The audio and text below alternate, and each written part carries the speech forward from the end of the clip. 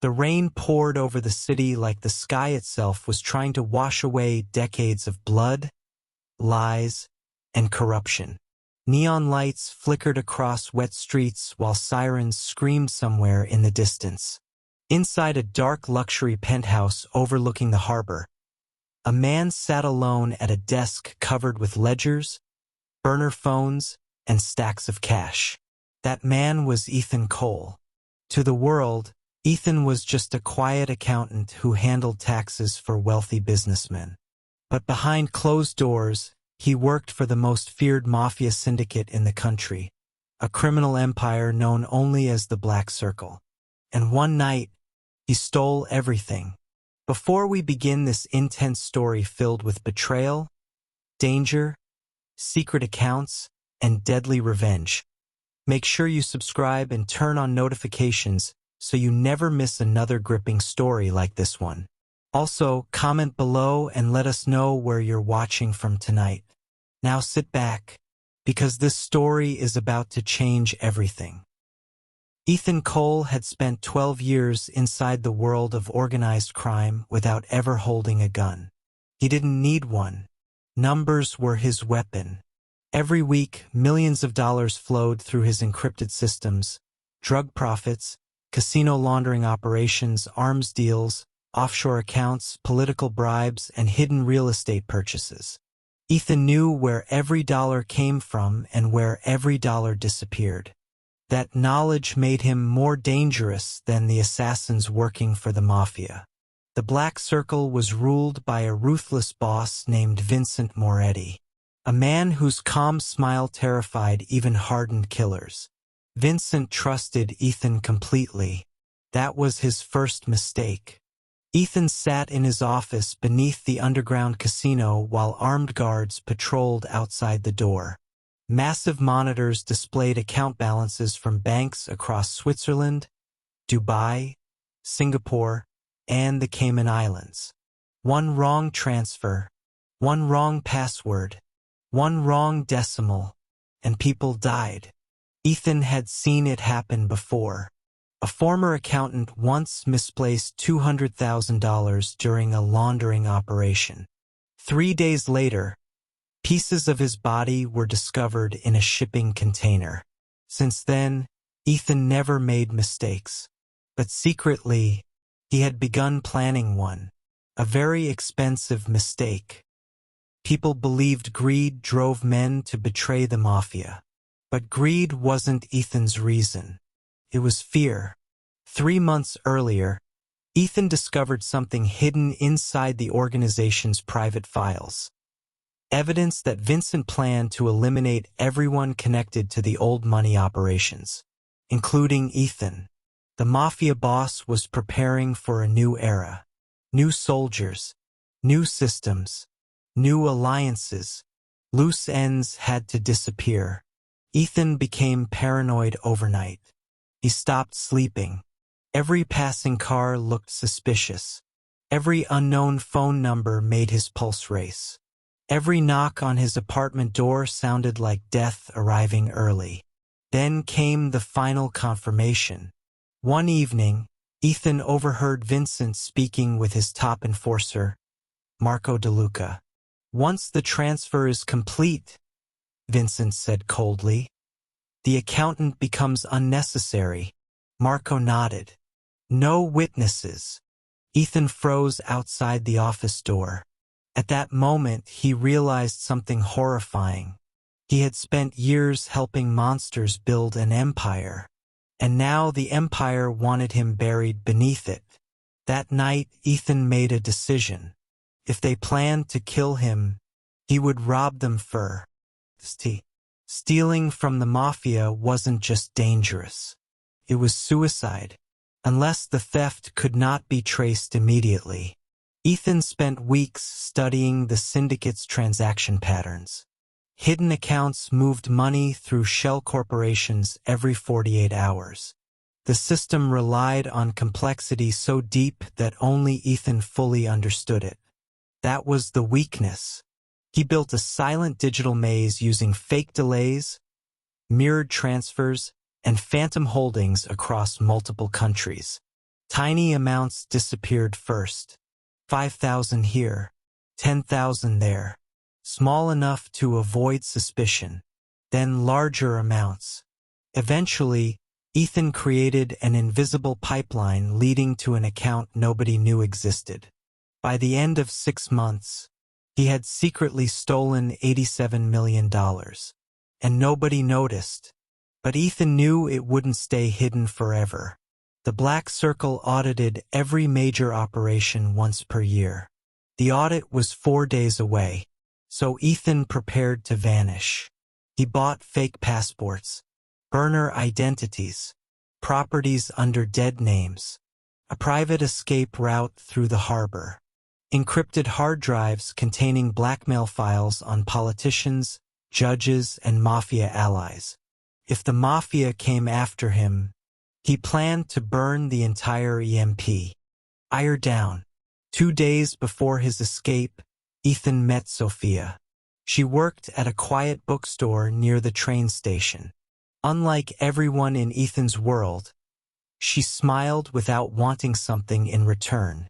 She didn't know who he really was, and Ethan liked that. For the first time in years, he felt human again.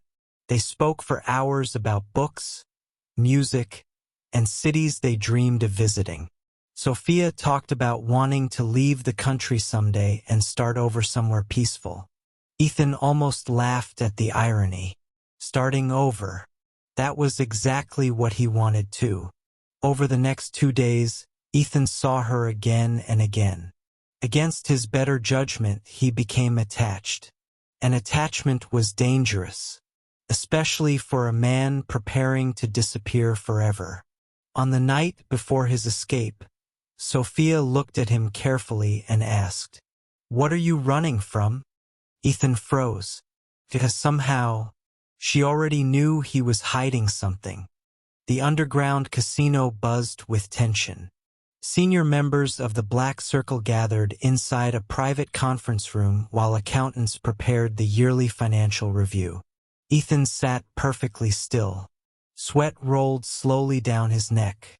Vincent Moretti entered the room wearing a charcoal suit and leather gloves. His calm expression made everyone nervous. "Let's begin," Vincent said. Hours passed. Numbers flashed across screens. Transactions were reviewed. Offshore movements were analyzed. Then suddenly, one of the analysts frowned. "There's a discrepancy." The room went silent. Ethan's heart nearly stopped. "How much?" Vincent asked. The analyst swallowed hard. "We can't determine the total yet." Vincent slowly turned toward Ethan. For several terrifying seconds, nobody moved. Then Ethan forced himself to speak calmly. "I'll investigate immediately." Vincent stared at him. Too long. Far too long. And then, the Mafia boss smiled. "Of course you will." But Ethan recognized the look in Vincent's eyes. Suspicion. The clock had officially started ticking. Ethan left the casino through the back exit and immediately noticed 2 black SUVs following him. The Mafia already knew. He drove through crowded streets trying to lose them, but the vehicles stayed close behind. His phone buzzed. Unknown number. He answered carefully. Marco DeLuca's voice growled through the speaker. "You should have stayed loyal." Ethan slammed the phone down and accelerated. Bullets shattered his rear windshield seconds later. Traffic exploded into chaos. Cars crashed. Pedestrians screamed. Motorcycles scattered across intersections. Ethan swerved into an alleyway, abandoned his vehicle, and escaped on foot through the pouring rain. The entire city suddenly became a battlefield. And somewhere behind him, the Mafia wanted blood. Ethan hid inside an abandoned warehouse near the docks where he kept emergency supplies. Cash, weapons, fake IDs, hard drives. He opened one of the files and stared at the evidence collected over 12 years. Every secret, every murder, Every politician connected to organized crime. Enough information to destroy powerful people worldwide. His hands trembled. Then the warehouse door creaked open. Ethan grabbed a pistol instantly. But it wasn't Marco. It was Sophia. "How did you find me?" Ethan whispered. "You left clues," she replied softly. Ethan stared at her in shock. Then Sophia said something that changed everything. "You're not the only person hiding secrets." She slowly pulled a gun from her jacket and pointed it directly at him. Sophia wasn't a bookstore employee. Her real name was Isabella Torres, an undercover federal operative. For 2 years, she had been investigating the Black Circle, and Ethan had unknowingly become her biggest lead. "You used me?" Ethan asked bitterly. "At first," she admitted. But things changed. Outside the warehouse, distant engines echoed through the harbor. The Mafia was closing in. Sophia stepped closer. "You have evidence powerful enough to bring them down," she said. "But if Vincent gets to you first, we both die." Ethan looked at the hard drives, then at the millions he had stolen, then back at Sophia, trusting her could save him or destroy him faster. Suddenly, gunfire exploded through the warehouse walls. The Mafia had arrived. Chaos erupted instantly. Bullets ripped through metal containers while Ethan and Sophia ran deeper into the warehouse. Mafia gunmen stormed through the entrance wearing black tactical gear. Marco DeLuca led them personally. "Bring me the accountant alive," he shouted. Ethan and Sophia escaped through a side corridor while explosions shook the building behind them. Ethan triggered emergency fuel lines he had installed years earlier. The entire warehouse burst into flames. Fire consumed everything. Smoke swallowed the harbor. And in the confusion, Ethan and Sophia disappeared into the night. But Vincent Moretti wasn't finished. Not even close. Days later, Ethan and Sophia hid inside a remote cabin near the mountains. News reports covered the mysterious warehouse explosion, but nobody knew Ethan survived. For the first time, things felt almost peaceful. Then Ethan's burner phone rang. Only one person knew that number. Vincent Moretti. Ethan answered slowly. The Mafia boss sounded calm. Too calm. "You stole from me," Vincent said quietly. "You planned to kill me," Ethan replied. A long silence followed. Then Vincent laughed softly. "You think this is about money?" Ethan frowned. Vincent continued. "You stole something far more valuable than cash." Ethan's blood ran cold. "What are you talking about?" Another silence. Then Vincent whispered, "Check the final account." The call disconnected.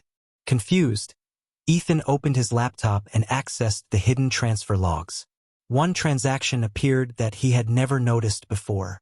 A classified payment, attached to a single name, his own father. Ethan's eyes widened in horror, because according to the files, his father had once worked for the Black Circle, and 20 years earlier, he had betrayed them too. Suddenly headlights appeared outside the cabin. Dozens of them. Sophia looked through the window in terror. "They found us." The lights stopped moving. Doors opened outside. Footsteps surrounded the cabin. Then someone knocked slowly on the front door. 3 calm knocks. Ethan raised his gun carefully while Sophia aimed beside him. And then, a familiar voice spoke from outside. "Ethan." It was his father, the man he believed had been dead for 15 years. And that's where tonight's story ends. But the real question is, what happened next? Was Ethan's father working with the Mafia? Was Vincent manipulating them both? Could Ethan and Sophia survive the war that was only beginning? Comment below with your theories, and tell us what you think happened after that final knock on the door. And don't forget to subscribe for more thrilling Mafia stories, crime mysteries, and suspense-filled adventures coming very soon.